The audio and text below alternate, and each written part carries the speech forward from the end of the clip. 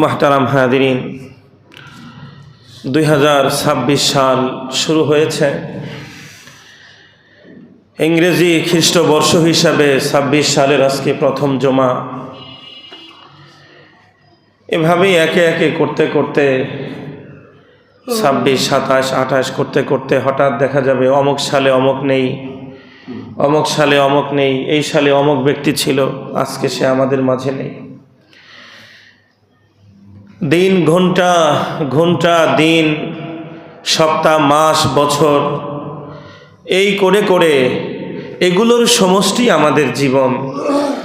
এই এক একটা এক এক নামে এক একটা সেকেন্ড চলে যাচ্ছে, মানে আমার জীবন থেকে মূল্যবান সময় শেষ হয়ে যাচ্ছে, আমার হায়াতটা কমে যাচ্ছে।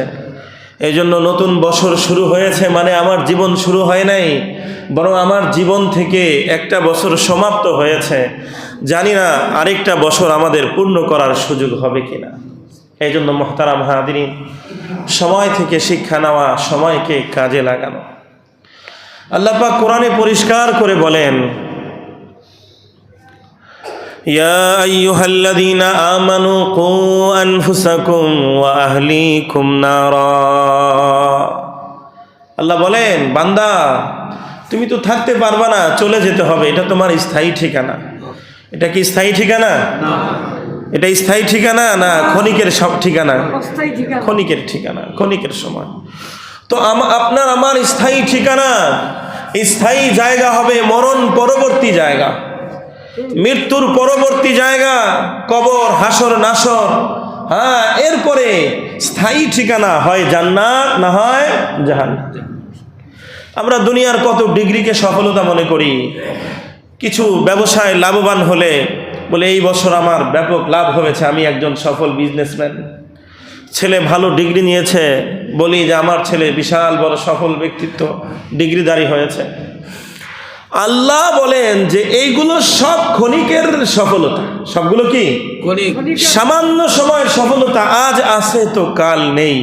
হয় কাজে আসতেও পারে, ব্যবসায় এবার লাভ হয়েছে, আবার মুহূর্তের মধ্যে কি হতে পারে, সব শেষ হয়ে যেতে পারে। বিশাল বড় ডিগ্রি অর্জন করছে, তার মানে বিশাল সফল ব্যক্তি হয়ে গেছে না। বহু ডিগ্রিওয়ালা পাগল হয়ে রাস্তায় ঘুরতেছে, বহু ডিগ্রিওয়ালা না খেয়ে ক্ষুধার তাড়নায় ছটফট করে ঘুরতেছে। আল্লাহ বলেন আসল সফলতা কোনটা? ফামান যুহজিহা আনিন নারি ওয়া উদখিলাল জান্নাতা ফাকাদ ফাজ। আল্লাহ বলেন দুনিয়ার এই কোনো সফলতা আসল সফলতা নয়, এই সবগুলো ক্ষণিকের সাময়িক সফলতা। আসল সফলতা কোরআনে কারীমের মধ্যে আল্লাহ বড় পরিষ্কার ভাষায় বলেন, ফামান যুহজিহা আনিন নার ওয়া উদখিলাল জান্নাহ। আল্লাহ বলেন যাকে জাহান্নাম থেকে রক্ষা করা হলো, জাহান্নামের আগুন থেকে যাকে রক্ষা করা হলো, মুক্তি দেওয়া হলো, ওয়া উদখিলাল জান্নাহ, আর জান্নাতে তাকে দেওয়া হলো, ফাকাদ ফাজ। আল্লাহ বলেন কেবল ওই ব্যক্তি হলো আসল সফল। এজন্য আসল সফল ব্যক্তি, হ্যাঁ, বছরের হিসাব, নতুন বছরের হিসাবে আমার পরিকল্পনায় আনতে হবে, আসল সফলতা অর্জন আমাকে করতে হবে। ঠিক না বেঠিক? দুনিয়ার এই ক্ষণিকের বিজয়, ক্ষণিকের সফলতা, এগুলো আসলো কি আসলো না, চেষ্টা করতে হবে। বৈধ পথে যতটুকু আসছে আলহামদুলিল্লাহ, না আসলে কি নাই, কোনো আফসোস। কিন্তু আসল সফলতার জন্য আপনাকে আমাকে কোনোভাবেই এক চুল পরিমাণও ছাড় দেওয়া যাবে না। সে আসল সফলতা হলো আখিরাতের সফলতা, জান্নাত অর্জনের সফলতা। মুসলমান ভাইয়ের আমার আল্লাহ কোরআনে বলেন, ইয়া আইয়ুহাল্লাযীনা আমানু কু আনফুসাকুম ওয়া আহলিকুম নারা। এ আমার বান্দা, এ মুমিনরা, কু আনফুসাকুম, নিজেকে বাঁচাও, নিজেকে জাহান্নামের আগুন থেকে বাঁচাও, ওয়া আহলিকুম নারা, পাশাপাশি তোমার আহলুয়াল পরিবার, ছেলে মেয়ে, বিবি বাচ্চা, আত্মীয় স্বজন, তাদেরকেও বাঁচাও। কু আনফুসাকুম, নিজেকে বাঁচাও, নিজেকে বাঁচাও। এই জন্য মুসলমান ভাইরা আমার, ইমানের পরে একজন মুমিনের মৌলিকভাবে দুইটা দায়িত্ব। এক নম্বরে নিজেকে জাহান্নামের আগুন থেকে বাঁচানো। জাহান্নামের আগুন থেকে বাঁচানোর কি অর্থ?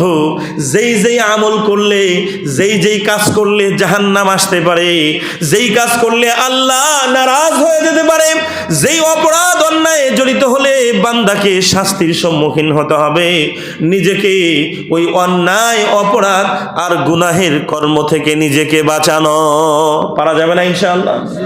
পক্ষান্তরে মুসলমান নিজের পরিবারকেও, নিজের আহলে ইয়াল, বিবি বাচ্চা, সন্তান, তাদেরকেও জাহান্নামের আগুন থেকে বাঁচাতে হবে। মুসলমান ভাইরা আমার, নিজের পরিবারকে জাহান্নামের আগুন থেকে বাঁচানো সবচেয়ে বড় দায়িত্ব। ও মুসলমান, বিবি বাচ্চাকে যেমন হালাল খাবার খাওয়ানো দায়িত্ব, তাদের পোশাক পরিচ্ছেদের ব্যবস্থা করা যেমন জিম্মাদারি, তাদের বাসস্থান তৈরি করা যেমন জিম্মাদারি, কিন্তু মুসলমান এগুলো ক্ষণিকের ব্যবস্থা। এগুলো কি ক্ষণিকের ব্যবস্থা? নাকি 10 তলা বিল্ডিং সহ কবরে যাবে? বইয়ের নামে বহুত গহনা করে দিলেন, ভরিকে ভরি স্বর্ণ সব কিছু দিলেন, এগুলো সহ কবরে যাবে? সন্তানের জন্য হাজার হাজার কোটি কোটি মিলিয়ন মিলিয়ন সম্পদ আপনি রেখে গেলেন, উপার্জন করে গেলেন, এই সম্পদ কি আপনার সন্তানের কবরে যাবে? ও মুসলমান ভাইয়ার আমার, হ্যাঁ, এগুলো জিম্মাদারি। হালালভাবে বিবি বাচ্চার ভরণ পোষণ, তাদের সব কিছু জিম্মাদারি, কিন্তু তাদের প্রতি সবচাইতে বড় জিম্মাদারি হলো তাদেরকে জাহান্নামের আগুন থেকে বাঁচানোর ব্যবস্থা করা। মুসলমান, কেমনে জাহান্নামের আগুন থেকে বাঁচানো যাবে? মুসলমান, 1 নাম্বার জিম্মাদারি, জাহান্নামের আগুন থেকে বাঁচাতে হলে তাদেরকে দ্বীনি শিক্ষার ব্যবস্থা করা। কি করা? দ্বীন শিক্ষার ব্যবস্থা করা। আফসোস, আজকে প্রত্যেকটা মা বাবা, কথা বলতে গেলে লম্বা হয়ে যাবে, মূল কথা বলার সময় পাওয়া যাবে না। প্রত্যেকটা বাবা মা এত ব্যতিব্যস্ত, এত ব্যস্ত, এত পেরেশান, আমার ছেলে মেয়ে কি খাবে, বিবি বাচ্চা কি খাবে, তাদের জন্য আমি কি করে যাব। ব্যবসা করতে করতে একটার পর দুইটা, একতলার পরে 2, 3, 4, এক বিল্ডিং এর পরে আরো বিল্ডিং, এক জায়গার পরে আরো বহু জায়গা, ব্যবসা বাড়তেছে কিন্তু অভাব ভিতর থেকে যাচ্ছে না। যাচ্ছে? আপনি দেখছেন যে 5,000 কোটি টাকার মালিক, তার অভাব নাই, বরং তার অভাব আরো 10,000 কোটি টাকা। ঠিক না বেঠিক? যে এক ভবনের মালিক, সে আরো এরকম 2টা 3টা ভবনের মালিকের ভবনের জন্য তার অভাব তার ভিতরে লেগে গেছে। কেন? বলে এখনো তো বিবি বাচ্চার ঘুমানোর জায়গার ব্যবস্থা করতে পারি নাই, পোলা মেয়ে কোথায় দাঁড়াবে সেটার ব্যবস্থা কি করতে পারি নাই, এখনো করতে পারি নাই। বাপসাপ দেখে মনে হয় যে আল্লাহ তার খোদায়িত্বের কন্ট্রাক্টারই এই বাবার উপরে দিয়ে দিছে, যে আমি আল্লাহ তোরে দায়িত্ব দিয়ে দিলাম, খাওয়ার পর সব মালিক তুই। এরকম? চেষ্টার মালিক বান্দা। কিসের মালিক? চেষ্টার মালিক বান্দা। দেওয়ার মালিক কে? কথা বলেন, দেওয়ার মালিক কে? না বাপে? না বাবার ব্যবসা? দেওয়ার মালিক কে? চেষ্টার দায়িত্ব কার? বান্দার। বুঝতে হবে পরিষ্কার ভাবে, চেষ্টার জিম্মাদারি কার? বান্দা চেষ্টা করবে, বিবি বাচ্চা সন্তান সর্বোচ্চ তাদেরকে ভালো রাখার জন্য চেষ্টা করবে, কিন্তু হারাম পন্থায় না। কোন পন্থায়? নামাজ, রোজা, হজ, যাকাত হালাল ভাবে সব ঠিক রেখে এরপরে বিবি বাচ্চা সন্তানের জন্য সে চেষ্টা করবে। চেষ্টা করা তার দায়িত্ব। চেষ্টায় সে কি করবে না? গাফলতি করবে না। আল্লাহ বলে নাই নামাজ পড়ে সারাক্ষণ মসজিদে থাকো, বলছে আল্লাহ না, বরং আল্লাহ উল্টাটা বলছেন, ফাইদা কুদিয়াতিস সালাতু ফান্তাশিরু ফিল আরদ। আমার আল্লাহ বলেন, এ বান্দা, নামাজ সমাপ্ত হয়েছে, এবার মসজিদে বসে থাকার দরকার নাই। তুমি চাকরিজীবী চাকরিতে চলে যাও, কর্মজীবী কর্মে চলে যাও, ব্যবসায়ী দোকানে চলে যাও, ক্ষেত খামারের দিন মজুর তুমি ক্ষেত খামারে চলে যাও, শ্রমজীবী তুমি শ্রম দেওয়ার জন্য চলে যাও। নামাজ সমাপ্ত হয়েছে, মসজিদে বসে থাকার দরকার নাই। হালাল ইনকামের জন্য তোমার দায়িত্ব চেষ্টা করা। বান্দা, তোমার যেই মাধ্যম আছে হালাল মাধ্যমে তুমি চেষ্টার জন্য চলে যাও। এটা বান্দার জিম্মাদারি। আর আল্লাহর জিম্মাদারি কি? নামাজ পড়বে, দোয়া করবে, আর সে যতটুকু হালাল ভাবে বৈধ পন্থায় সময় পায়, তার যতটুকু সাধ্যে কুলায় সততার সাথে ইনসাফের সাথে চেষ্টা করবে। এবার দেওয়ার মালিক কার? কথা অন্যদিকে চলে যাবে। আল্লাহর মুআমালা বড় আজীব। যে যেমন ধারণা আল্লাহর সাথে করে, আল্লাহ তাকে ওইভাবেই খাওয়ায়। বুঝলেন নাই? কেউ যদি মনে করে আমি 5 ওয়াক্ত নামাজ সঠিকভাবে পড়ে এরপরে ব্যবসা বাণিজ্য করে আমি চলবো, এতে আমি যে চলতে পারি চলবো, নাইলে নাই। দেখবেন ও 5 ওয়াক্ত নামাজ সব ঠিক রাখার পরেও ওর সুন্দর ব্যবসা হচ্ছে, ওই দিয়ে বিবি বাচ্চা নিয়ে এসে সুন্দরভাবে চলতে পারতেছে। আর কারো যদি মনে হয় না ফজরের আগে উঠে আমার যেতে হবে, রাত 12টায় আসতে হবে, নামাজ কালামের কোনো খোঁজ খবর নাই, কোনো কিছু নাই, খালি ব্যবসা, দেখবেন ওইটার মধ্যেই পাগল হয়ে রয়েছে, ওটা ছাড়া ওর চলতেছে না। চোর যদি মনে করে যে চুরি করা ছাড়া আমার ঘরে আমার পেটে ভাত ঢুকবে না, দেখবেন ওর চুরির রাস্তা ওর সামনে খুলে গেছে, ও চুরি ছাড়া ওর ভাত ঢুকতেছে না ওর পেটে। বুঝেন নাই? সিটার বাটপার যদি মনে করে মানুষকে ধোঁকাবাজি করে মানুষের সম্পদ মারা ছাড়া আমার পেটে ভাত ঢুকবে না, দেখবেন ওর লাইনে খাবার আসতেছে। আল্লাহ হাদিসের মধ্যে আল্লাহ নবী এটা বলছেন, আনা ইন্দা আব্দি জন্নি বি, আমার বান্দা আমার সাথে যেমন ধারণা করে, আমি আল্লাহর বিষয়ে যেমন সে বিশ্বাস আর ধারণা রাখে, আমি তার সাথে ঠিক তেমনই আচরণ করি। মুসলমান 5 ওয়াক্ত নামাজ ঠিক রাখো, সন্তানদের জন্য দ্বীনি ব্যবস্থা তুমি নাও। সন্তান নামাজ পড়বে, দ্বীন শিখবে, এরপরে সে প্রফেসর হবে, অসুবিধা নাই, ডাক্তার হবে, অসুবিধা নাই, দুনিয়ার বড় ব্যবসায়ী হবে, অসুবিধা নাই, এমপি মন্ত্রী বানাও, অসুবিধা নাই, কিন্তু সন্তানের দিলের ভিতরে আগে তাকওয়া শিক্ষা দিতে হবে, দ্বীন শিক্ষা দিতে হবে। তাকওয়া দ্বীন শিক্ষা দেওয়ার পরে তোমার সন্তানকে বিজনেসম্যান বানাও, কোনো অসুবিধা নাই, তোমার সন্তানের বিজনেসের মধ্যে তাকওয়া থাকবে। মন্ত্রী বানাও, মন্ত্রিত্বের মধ্যে তাকওয়া থাকবে। ব্যবসায়ী বানাও, ব্যবসার মধ্যে তাকওয়া থাকবে। ও মুসলমান, প্রফেসর বানাও, অসুবিধা নাই, কিন্তু সবার আগে তোমার সন্তানকে কি করতে হবে? দ্বীন তাকওয়া শিক্ষা দিতে হবে। এটাই আল্লাহ বলেন, কু আনফুসাকুম ওয়া আহলিকুম নারা। মুসলমান, আমার আল্লাহর নবী হাদিসের মধ্যে বলেন, কিয়ামতের ময়দানে আল্লাহ জিজ্ঞেস করবেন, আলা কুল্লুকুম রাঈন ওয়া কুল্লুকুম মাসউলুন আন রাইয়াতিহি। তোমরা প্রত্যেকেই দায়িত্বশীল, তোমাদের দায়িত্বের বিষয়ে জিজ্ঞাসা করা হবে। ওয়ার রাজুলু রাঈন আলা আহলি বাইতিহি, একজন পুরুষ তার পরিবারের বিষয়ে দায়িত্বশীল। আল্লাহ জিজ্ঞাসা করবেন, তোমার বিবিরে খাওয়াইছো, ভালো কথা, সন্তানরে বাড়িঘর বানায় দিছো, ভালো কথা, কিন্তু সন্তানকে কতটুকু দিন শিক্ষা দিয়েছো? বিবিকে নামাজ পড়ার জন্য দিন কতটুকু শিক্ষার ব্যবস্থা করেছো? পর্দার শিক্ষার কতটুকু ব্যবস্থা করেছো? কোরআন শিক্ষার ব্যবস্থা তোমার পরিবারের জন্য কতটুকু করেছো? দায়িত্ব। আল্লাহু আকবার। দ্বীন শিক্ষা, ইলম শিক্ষা করা এবং শিক্ষা দেওয়া। মনে রাখবেন, পুরো শরীয়তের মধ্যে ইসলামে ঈমানের পরে সবচেয়ে গুরুত্বপূর্ণ অধ্যায়ের নাম হলো দ্বীনি ইলম শিক্ষা করা। আপনি দেখেন, আল্লাহর নবী সাল্লাল্লাহু আলাইহি ওয়াসাল্লাম নবুয়ত পাইছে কত বছরে? 40 বছর বয়সে। নবুয়াতির শুরু হয়েছে প্রথম কি শব্দ দিয়া? আল্লাহর নবীর নবুয়াত শিক্ষা শুরু হয়েছে কি দিয়া?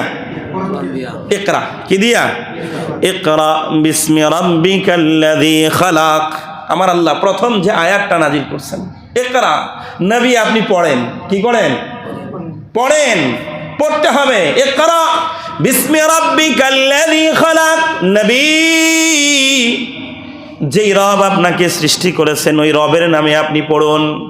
ও মুসলমান, ইসলাম শুরু হয়েছে ইকরা, পড়ো। ধর্ম শুরু হয়েছে পড়া দ্বারা। কি দ্বারা?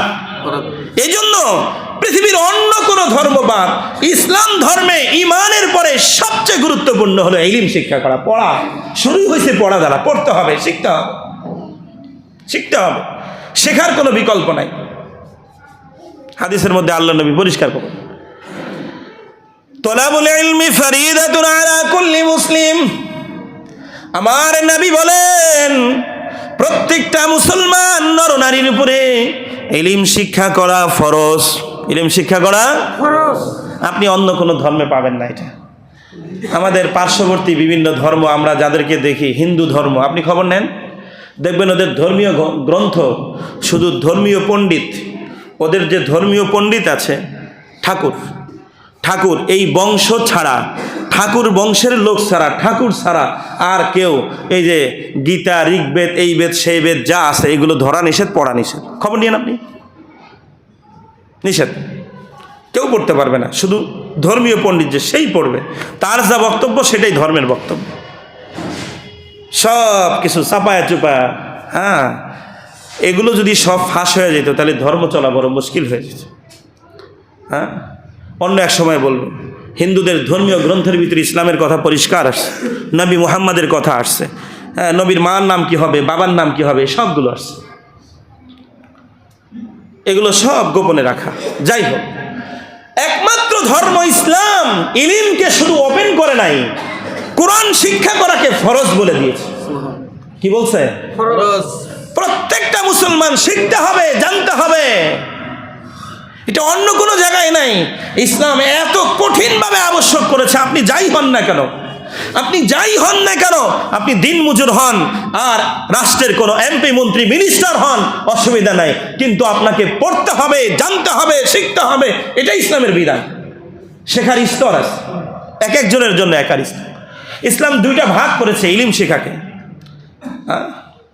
ইলম শেখাকে দুইটা ভাগ করছে। একটাকে বলছে ফরজে আইন, অতীব জরুরি। কোরআন সুন্নায় গুরুত্ব বোঝানোর জন্য ফরজে আইনের চাইতে আর উপরের কোনো পাওয়ারফুল শব্দ নাই। এটাই সবচাইতে উপরের শব্দ, ফরজে আইন। ফরজে আইনের অর্থ হলো যেটা নারী পুরুষ নর নারী বালেগ হয়েছে, তো নারী পুরুষ সকলকেই এটা শিখতে হবে যদি সে স্বাভাবিক সুস্থ থাকে। একটা হলো পাগল হয়ে গেছে, তাহলে ওর জন্য বিদ্যা নাই। মজনুন পাগল, ওর জন্য সমস্যা নাই। হ্যাঁ, কিন্তু স্বাভাবিকভাবে একজন মানুষ, স্বাভাবিক সুস্থ মানুষ, তাকে ফরজে আইন, ফরজে আইনের পরিমাণ আছে এতটুকু ইলম, যেটুকু না শিখলে সে ইসলাম মুসলমান হিসাবে চলতেই পারবে না।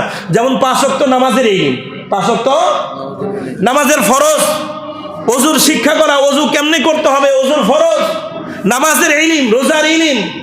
হ্যাঁ, এরপরে সে ব্যবসা করে, একজন ব্যবসায়ী, তাহলে ব্যবসার জ্ঞানও তার জন্য শেখা ফরজ। যাকাত ওয়াজিব হয়েছে, যাকাত কতটুকু হলে যাকাত দিতে হবে এটা শিখতে হবে। নামাজ পড়তে হলে কোরআন শরীফ শিখতে হবে, কি হবে না? অন্তত পক্ষে 4-5টা সূরা তার মুখস্থ করতেই বিশুদ্ধভাবে। ফরজে আইন এগুলাকে কি বলা হয়? ফরজে আইন। যতটুকু না হলে সে মুসলমান হিসাবে চলতেই পারবে না, ততটুকু বিদ্যা প্রত্যেকটা নারী পুরুষের উপরে আল্লাহ ফরজে আইন করে দিয়েছেন। আজকে আফসোস, আমাদের সব বিদ্যা শিখা আছে, একে একে 2, 2 2 4 হয়, এটা আমরা খুব ভালো বুঝি, কিন্তু সূরা ফাতিহা শুদ্ধ না হলে নামাজ যে সহি হয় না, হ্যাঁ, নামাজে অশুদ্ধ পড়া, যে নামাজ হয় না, এই জায়গায় আসলে বলে হুজুর আমি তো পারি না, চলবে না, শিখতেই হবে। ওযুর ফরজ, ওযু কেমনে করতে হবে এগুলো দেখে দেখেও শেখা যায়, শিখতে হবে আপনাকে। গোসল করেন, হ্যাঁ, একজন পুরুষ মানুষ, তার উপরে গোসল করা বিভিন্ন সময়ে ফরজ হয়, গোসলের ফরজ আছে, সেগুলো আপনাকে শিখতেই হবে। গোসল করছে, দেখা যায় নাকে পানি দেয় নাই, গোসল হবে না। কানের এখান দিয়ে ভিজে নাই, গোসল হবে না। বিভিন্ন শরীরের বিভিন্ন চিপা চাপা অংশ যেখানে পানি সহজে, নাভির অংশ, এখানে সহজে পানি পৌঁছে না, পানি না পৌঁছাইলে গোসল হবে। মুখে কুলি করে নাই, ব্যাস শীতের দিন দৌড় দিয়ে গোসল করে উঠছে, কিন্তু কুলি করে নাই, তার গোসল হবে? নাকে পানি দেয় নাই, গোসল হবে? কানের ভিতর দিয়ে ধোয় নাই, গোসল হবে? তার ফরজ গোসলই হয় নাই, তার তো সে পাকই হয় নাই, তার কিসের নামাজ? তার তো মসজিদে আসারও সুযোগ নাই। এই জন্য একটা পর্যায়ে হলো ফরজে আইন। কি এটা? ফরজে আইন। এটা শিখতেই হবে, জানতেই হবে, এটা আপনাকে মানতেই হবে, করতেই হবে। বলে হুজুর আমার আর হায়াত 1 ঘন্টা আছে, 1 ঘন্টার মধ্যে আপনার চেষ্টা করতে হবে। হায়াত আর 1 দিন আছে, 1 দিনই চেষ্টা করতে হবে। আপনি যতক্ষণ দুনিয়া আছেন ততক্ষণ আপনার এই ফরজে আইনের বিদ্যা আপনাকে শিখতেই হবে। এটাকে ইলমি জরুরি বলে। হ্যাঁ, মুসলিম পরিবার, মুসলিম পরিবেশে থাকার কারণে এগুলো আমরা মোটামুটি স্বাভাবিকভাবে অনেকেই জানি। যেমন সুদ খাওয়া হারাম, এটার জন্য মুফতি লাগবে? ঘুষ খাওয়া হারাম, মুফতি লাগবে? কাউকে মাপে কম দেওয়া, ওজনে কম দেওয়া, গণনায় কম দেওয়া, এটা যে হারাম, এটার জন্য মুফতি লাগবে? কথা বলে না। 1 নাম্বার সমস্যা হইতেছে না, এটা তো আমাদের উপর পড়তেছে নাকি? হ্যাঁ, তো এটা আমাদের উপর পড়বে না? আমরা কি মুসলমান না? আমি হিন্দুদের জন্য বলতেছি না, কাফেরের জন্য বলতেছি, তো এটা আমাদের উপরেই পড়বে। হিন্দুর উপরে গিয়ে পড়বে কি কোনো কথা? পড়বে না, কারণ ও তো মুসলমানই না। মাপে কম দেওয়া যে এটা হারাম, কবিরা গুনাহ, এটার জন্য কি মুফতির দরকার আছে? এটা জানে না সবাই? সবাই জানে। মিথ্যা কথা বলা কবিরা গুনাহ, এটার জন্য তো মুফতি লাগবে না। কারো পিছনে গীবত করা, এটা যে কবিরা গুনাহ, এটার জন্য মুফতি লাগবে না। জোরে আওয়াজ হয় না। মুফতি লাগবে? লাগবে না, এটা জানা আছে। 1 নম্বর মাল 2 নাম্বারটাকে 1 নম্বর বলে 1 নম্বরের দাম রেখে কাস্টমারকে ঠকানো, এটার জন্য মুফতি দরকার আছে? আমি জানি যে আমার এই টাকাটা জাল টাকা, তারপরে ও ভিতরে ঢুকায় দিয়া বান্ডিলের সাথে দেখি চলে যায়, এটা আমার জানা আছে, এটার জন্য মুফতি দরকার আছে? হ্যাঁ, তো এগুলো আমাদের জানাই আছে। এরকম বহু ইলম, বহু মাসআলা, এটা মুফতি দরকার না, এটা নিজেই মুফতি। এই জায়গায় এসা কেউ সহজে ফতোয়া দিতে চায় না। ফতোয়া দিব কোন জায়গায়? মসজিদে কি হয়েছে, ওইটা একটু ঝামেলা হয়েছে, ওই জায়গায় সবাই মুফতি। আর একজন একটু ভুল করছে, ওই জায়গায় সবাই মুফতি। কিন্তু নিজের জায়গায় এগুলো যে সব জানা আছে, এটা যে ইলম যে সে অর্জন করছে, এটা তার ভিতরে জানা আছে, এই জায়গায় কথা বলতে চায় না, কারণ এটা নিজের উপর করছে। আল্লাহ, এটা হলো ইলমে জরুরি, এটা ফরজে আইন। আর একটা হলো ফরজে কেফায়া, সেটা কি? এর চাইতে আরো উপরের জ্ঞান, উচ্চতর বিদ্যা। এটা সবার জন্য ফরজ না, ফরজে কেফায়া। সমাজের একদল মানুষ যদি এটা শিখে, একদল মানুষ যদি আলেম হয়, তাহলে বাকিদের দায়িত্ব আদায় হয়ে যাবে। যেমন জানাজার নামাজ ফরজে আইন না ফরজে কেফায়া? অর্থ কি? যে সমাজের কিছু মানুষ যদি এটা আদায় করে নেয়, বাস তাহলে বাকিদের আদায় হয়ে যাবে। বাকিরা না পড়লে কি হবে? না করলে গুনাহ। কিন্তু কেউ যদি না করে তাহলে কি হবে? সবার গুনাহ। এই জন্য মুসলমান ভাইরা আমার, ইসলামে সবচাইতে গুরুত্বপূর্ণ নিজের পরিবারকে বাঁচাইতে হবে। পরিবারের বিষয়ে সবচেয়ে প্রধান দায়িত্ব হলো পরিবারের জন্য দ্বীনি বিদ্যা শিক্ষার ব্যবস্থা করা, দ্বীনি ইলম শিক্ষার ব্যবস্থা করা, দ্বীন শিক্ষা, তাকওয়া শিক্ষার ব্যবস্থা করা। আমার বিবি পর্দা করে না, পর্দা করা ফরজ, এই ইলম আমার জানা আছে না? হ্যাঁ, আমার ছেলে নামাজ পড়ে না, শীতে কষ্ট হবে, এজন্য আমি উঠে আসি, কিন্তু আমার ছেলেরে উঠাই না। কত মায়া যে ছেলের কষ্ট হবে, কিন্তু জাহান্নামের আগুনে যে পুড়বে, আগুনের মধ্যে যে জ্বলতে হবে। 1 ওয়াক্ত নামাজ একবারে পড়া বাদ দেয় নাই, কাজা করছে, তার জন্য কয় হুকবা জাহান্নামে থাকতে হবে? 80 হুকবা। আর 1 হুকবার পরিমাণ 2,88,00,000 কোটি বছর। এটা বোঝার জন্য বলে আর কি, মানে এটা কিন্তু শব্দটা হাদিসে নেই, হাদিসের শব্দ হলো হুকবা। হুকবার পরিমাণ কতটুকু বিভিন্নভাবে হিসাব করে বোঝায়, 2,88,00,000 বছর। এটা কি করছে? ধরেন ফজরের নামাজ টাইম মতো না পড়ে শুধু পড়ছে। এজন্য মাঝে মধ্যে বলি, গুনার মজা অল্পক্ষণ, সাজা কিন্তু বহুক্ষণ, অনেকক্ষণ। আপনি 20 মিনিট ঘুমাইলেন, ফজরের নামাজটা না পড়ে ঘুমের মজা নিলেন, কিন্তু এর জন্য আপনাকে শাস্তি, যদি আপনি পড়েন, শাস্তি ভোগ করতে হবে। 80 হুকবা পরিমাণ জাহান্নামে থাকতে হবে, যার 1 হুকবার পরিমাণ 2,88,00,000 বছর। এবার চিন্তা করেন, আপনি সন্তানের তো মায়া দেখালেন, ছেলেটা ঠান্ডা লাগবে, ছেলের কষ্ট হবে। আপনি ছেলে ভবিষ্যতে কি খাবে এজন্য ওকে কলেজ ভার্সিটিতে খুব পিড়ায় পাঠাইতেছেন, কিন্তু মসজিদে পিড়ায় পাঠাইতে পারেন না, তাহলে আপনার জিম্মাদারি আদায় হলো না। অথচ আমার নবী বলছেন, সন্তানের বয়স যখন 7 হয়, মুরু আওলাদাকুম বিসসালাতি ওয়া হুম আবনাউ 7 সিনিন, সন্তানের বয়স যখন 7 হয় তাদেরকে নামাজের নির্দেশ দাও। ওয়াদরিবুহুম আলাইহা ওয়া হুম আবনাউ 10 সিনিন, বয়স 10 হয়ে গেছে, এখনো নামাজে অভ্যস্ত হয় নাই, শাসন করো, প্রয়োজনে পিটান লাগাও, শাসন করে তাকে মসজিদে আনার ব্যবস্থা করো। কয়দিন করছি আমরা? কয়দিন আমার সন্তানটাকে, যদি সরকারের বিরুদ্ধে একটা স্লোগান দেয়, তাইলে তো একেবারে তারে যেমনি হোক বুঝায় শোনায়, অন্যদেরকে দিয়ে বুঝায়, যারে এটা করলে তো জেলে যেতে হবে, প্রয়োজনে তোর কারণে আমাকেও জেলে যেতে হবে, পুরো পরিবার ধ্বংস হবে, এই তোর ত্যায্যপুত্র করে দেবো, নাহলে তুই এই কাজ বন্ধ কর। নামাজ যে পড়ে নাই, আল্লাহর বিরুদ্ধে যে আপনার সন্তান বিদ্রোহ করেছে, কয়দিন আপনি দায়িত্ব পালন করেছেন? আল্লাহর বিরুদ্ধে যে সে বিদ্রোহ করলো, কয়দিন আপনি দায়িত্ব পালন করেছেন? কয়দিন আপনি ধমক দিয়েছেন? এই জন্য বাবা হিসাবে, পরিবারের গার্জিয়ান হিসাবে প্রধান দায়িত্ব সন্তানের জন্য দ্বীনি শিক্ষার ব্যবস্থা করা। দ্বীনি শিক্ষা করলে এই সন্তানটা দুনিয়াতেও আপনার জন্য কাজের হবে, আখিরাতেও আপনার জন্য বড় কাজের হবে। আল্লাহু আকবার। শুধু একটা হাদিস বলি, হাদিসের মধ্যে পরিষ্কার আছে, হাফিজে কোরআন আমরা মনে করি এই যে ছোট্ট ছোট্ট বাচ্চা শীতের মধ্যে যায়, কষ্ট করে যায়, আমরা অনেক সময় টিটকারি করি, বসকার এই মৌলবী সাহেব, এই হুজুর, এমন ব্যঙ্গাত্মকভাবে ডাক দেওয়া হয় যে মানে দুনিয়ার সবচেয়ে নিকৃষ্ট মানুষ হতে পারে আপনার কাছে। আপনার কাছে নিকৃষ্ট হতে পারে, কিন্তু আমার আল্লাহর কাছে এদের দাম কেমন? কোরআনে হাদিসে পরিষ্কার আল্লাহ বলছেন, মান সালাকা তারিকান ইয়ালতামিসু ফীহি ইলমান সাহালাল্লাহু লাহু বিহি তারিকান ইলাল জান্নাহ। আমার নবী বলেন, যে ব্যক্তি ইলমের জন্য রাস্তায় বের হলো, কোন উপায় অবলম্বন করলো, আল্লাহ ওই ইলম শিখার বদৌলতে আল্লাহ তার জন্য জান্নাতকে সহজ করে দিবেন। وتدعو الملائكة تدعو أجنحتها رضا لطالب العلم। আর ওই ছোট্ট বাচ্চাটা যে রাস্তা দিয়ে হেঁটে হেঁটে যায়, বুকে কোরআন নিয়ে, কায়দা নিয়ে, ফেরেশতারা খুশি হয়ে তাদের নিজেদের ডানা তার সামনে বিছায়া দেয় অভ্যর্থনা, ধন্যবাদ জানানোর জন্য। শুধু তাই, আস্তাগফিরুল্লাহুল হিতান, এমনকি পৃথিবীর সমস্ত মাখলুক ওই বাচ্চার জন্য দোয়া করে। সমুদ্রের মাছ, গর্তের পিপীলিকা পর্যন্ত এই বাচ্চার জন্য দোয়ায়ে মাগফিরাত, তার ক্ষমার দোয়া করতে থাকে। সুবহানাল্লাহ। 1 মিনিটে একটা গল্প বলে দিই। পাকিস্তানে এক হেফজখানায় একজন হাফেজ সাহেব শিক্ষকতা করতেন, পড়াইতেন ইন্ডিয়াতে। তো ওই হাফেজ সাহেব দেখতে একটু স্বাস্থ্যবান, আবার একেবারে কালো। তো এক তো কালো, দ্বিতীয়ত একটু মোটা সোটা, ঠোঁট মোট মোটা, তো দেখতে একটু ভিন্ন রকম দেখা যায় না? তো হেফজখানার ছোট ছোট বাচ্চা, ওরা তো ছোট্ট, দুষ্ট হয় একটু বেশি।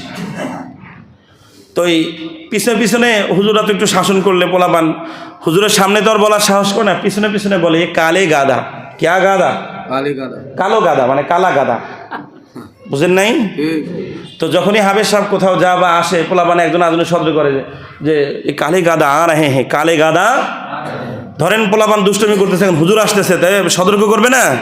তো বলে এই কালে গাদা আর হ্যাঁ ভাই, কালা গাদা আসতেছে, তাড়াতাড়ি সবাই পড়াশোনা করো। ছোট্ট ছোট্ট বাচ্চা তো বলে ফেলছে। একদিন হঠাৎ করে হাফেজ সাহেব এই কথাটা শুনে ফেলছে যে আমাকে ওরা কি বলে, কালে গাদে, মানে কালা গাদা।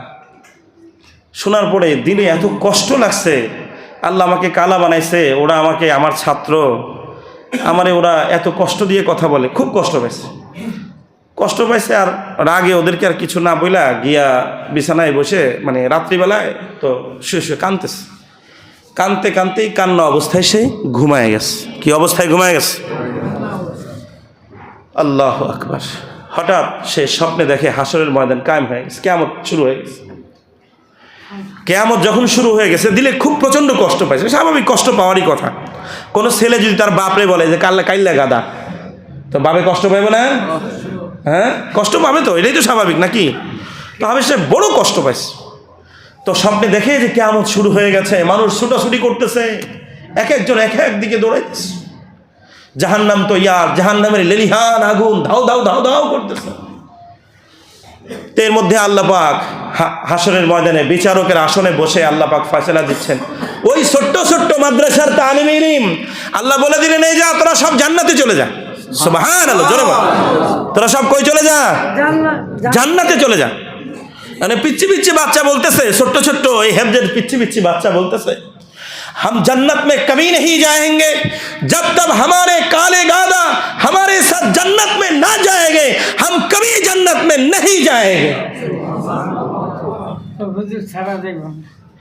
আল্লাহর সামনে বলে ফেলছে, আল্লাহ আমরা জান্নাতে তোমার যাব না, তোমার জান্নাতে আমরা যাব না, আমাদের ওই কালা গাদা যদি আমাদের সাথে না থাকে তো জান্নাতে যাব না।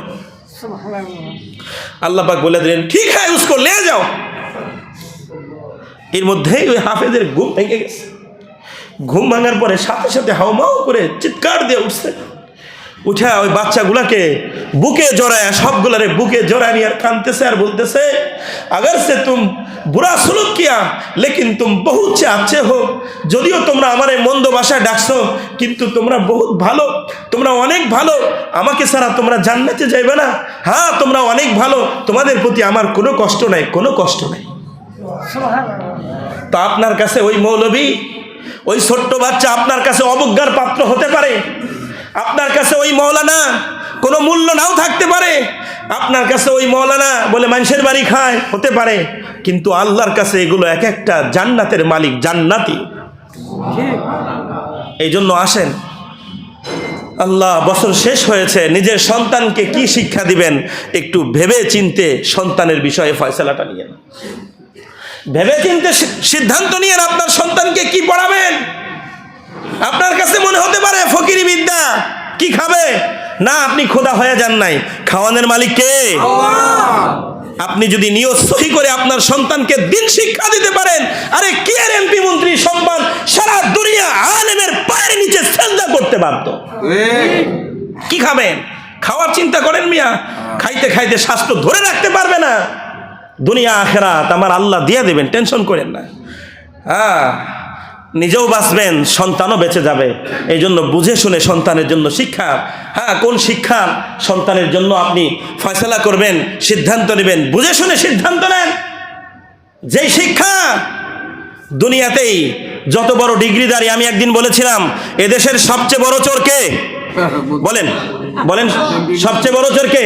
যে সবচেয়ে বড় শিক্ষিত, সবচেয়ে বড় শক্তিশালী, সে সবচেয়ে বড় চোর। ঠিক না ভাই? ঠিক। আপনি সাধারণ চোর, সময় 1-2 মিনিট বেশি হলে কষ্ট নিয়েন না, শেষ করি কথাটা। আপনি সাধারণ একজন চোর, ও দোকান থেকে 500-200 একটা রুটি চুরি করতে পারে, এর চেয়ে বেশি না, বেশির চেয়ে বেশি মসজিদে এসে হুজুরের জুতাটা লয়ে যেতে পারে, এই তো, বা কারো জুতাটা চুরি করতে পারে, এর চেয়ে তো আর বেশি না। কিন্তু একটা সাইনের এক খোঁচায় কথা বলে, সবচেয়ে বড় শিক্ষিত এদেশের সবচেয়ে বড় শিক্ষা ডিগ্রির নাম বিসিএস ক্যাডার। ঠিক না ভাই? ঠিক।